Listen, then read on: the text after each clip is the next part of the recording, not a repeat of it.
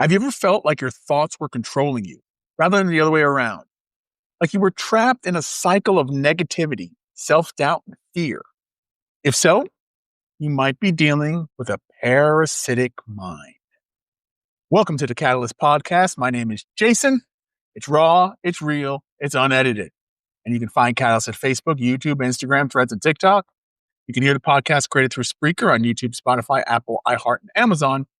Catalyst has the power to create change, and we hope that's what this podcast will do. Now, if you would like to be a part of this podcast, a codcast, I love saying podcast, don't know why, but it's a podcast. As a guest or a contributor, you can email us at catalystmotivationpodcast@gmail.com. Welcome to episode 62, Breaking Free from the Parasitic Mind. So, what is a parasitic mind? Well, it's a negative thought pattern that feeds off your energy and prevents you from reaching your full potential.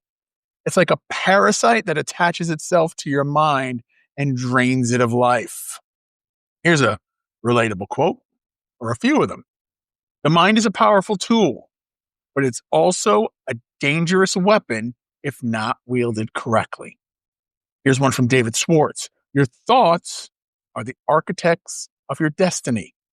And then Maya Angelou said, if you don't like something, change it. If you can't change it, change your attitude. Let me tell you this story about Sarah when it comes to parasitic mind. Sarah was a bright, ambitious young woman who had always dreamed of becoming a writer. However, despite her talents and passion, she struggled with self-doubt and fear of failure. Her mind was constantly filled with negative thoughts, telling her she wasn't good enough, their dreams were unrealistic, and that she would never succeed. Sarah's parasitic mind had taken hold. It was slowly eroding her confidence and motivation. She started to isolate herself from her friends, family, and her once vibrant spirit began to fade. So here are some common signs of a parasitic mind.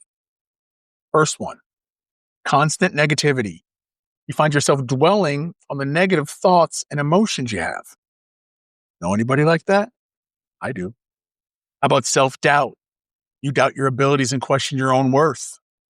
I've been doing that a lot lately.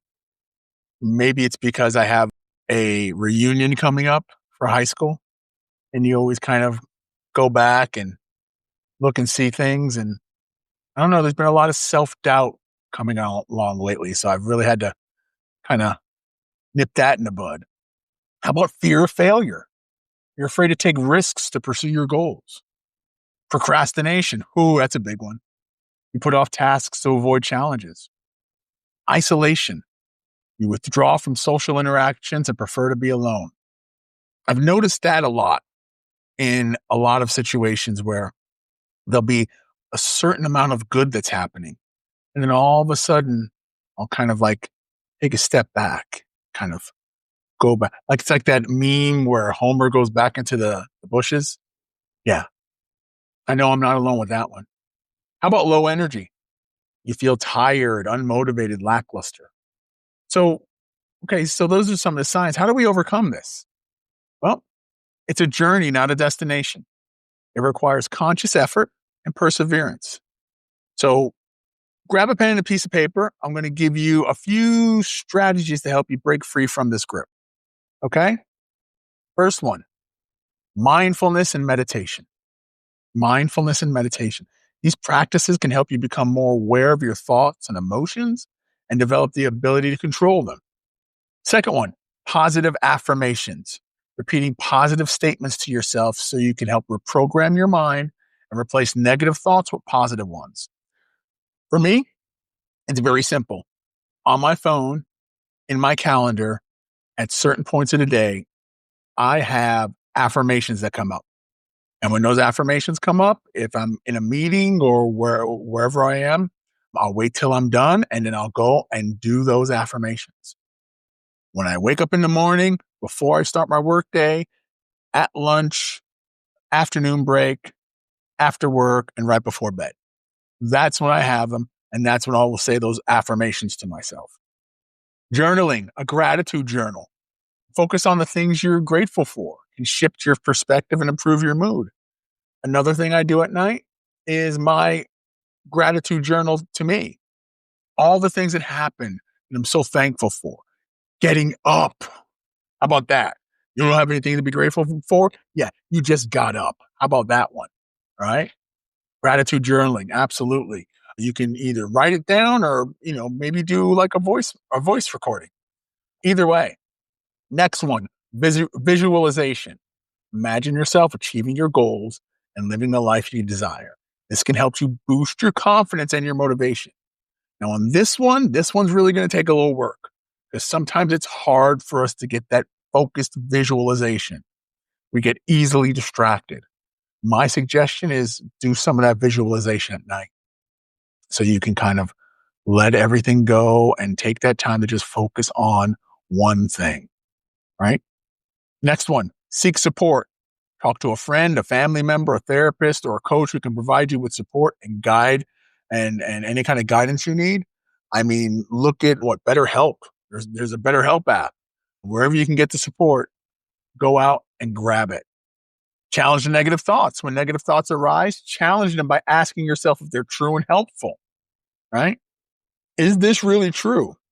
Another thing I like to do is I like to see, okay, this happened. I was thinking about this, and then I was thinking about this, and then I was thinking about this. So is that the trigger to get me to go negative? What's the trigger? Really be, focused in on what's going on with these thoughts and take it back. Take backtracks like, okay, I was talking and thinking about this, but then I went over here. How did that happen?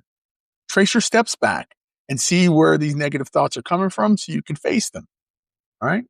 Next one, set realistic goals. Break down your goals into smaller, achievable steps.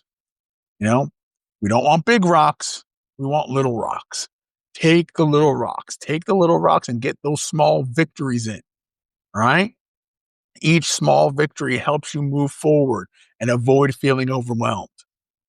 Next one, take action. Take action. Listen to me out there. Take action. Today is the day that you take action. Today is the day that you stop coulda, shoulda, woulda and being fearful and you take action. You make that big rock a small rock and you move it forward.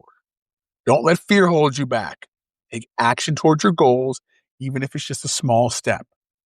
Got two more. Surround yourself with positivity. Spend time with positive people and engage in activities that make you happy. How about taking when you're going on those walks? How about some motivational YouTube videos that I'll be listening to on doing my walk? Whatever you can, surround yourself with positivity. Finally, practice self-compassion. Be kind to yourself and treat yourself with compassion, especially when you're struggling. Understand and know that you're human. Not asking you to baby yourself, but just be aware that, you know what? It took you a long time to get here. It's going to take you a long time to get out of it. So don't beat yourself up. Push yourself, motivate yourself, but don't beat yourself up. Now, when you break free from a parasitic mind, you can unlock your full potential and live a more fulfilling life.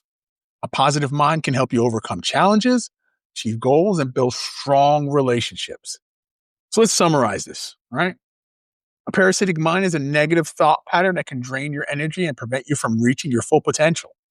By understanding the signs of the parasitic mind and implementing strategies outlined in this episode, you can break free from its grip and cultivate a positive, empowering mindset. All right, well, let's do that takeaway. Let's give you something to work on, all right? So here's what I want you to do. Today, I want you to take a few minutes to reflect on your thoughts and emotions. Are you noticing any signs of a parasitic mind? If so, what you can do is start to challenge those negative thoughts and replace them with positive ones. Remember, breaking free from a parasitic mind is a journey, not a destination. Be patient with yourself. Celebrate the wins and keep moving forward. With perseverance and dedication, you can create a life filled with joy, fulfillment, and success. And with that being said, folks, this has been another edition of the Catalyst Podcast, episode 62, Breaking Free from the Parasitic Mind. My name's Jason. You can find Catalyst at Facebook, YouTube, Instagram, Threads, and TikTok. You can hear the podcast created through Spreaker on YouTube, Spotify, Apple, iHeart, and Amazon. A catalyst has the power to create change. And we hope that's what this podcast will do. Now, if you'd like to be a part of this podcast as a guest or a contributor, you can email us at catalystmotivationpodcast@gmail.com. That's catalystmotivationpodcast@gmail.com. I want to thank you all for listening. I want to thank you all for your messages. I want to thank you all for giving us an opportunity to try and help in any way we can. And it's really appreciated. The emails that we've been getting lately, the traction that we've been getting with the podcast, it's appreciated. And we thank you. You know, this was a concept and an idea of just sharing my story about my journey with cancer. And it's turned into something that I hope will help you along the way, because we all feel like we're alone, but we're not alone. And if we can just come together and help each other out, I think the world's going to be a better place. So hope you got something out of Breaking Free from the Parasitic Mind, episode 62. Thank you so much for listening. We'll see you next time for episode 63. Thank you so much. Go be great.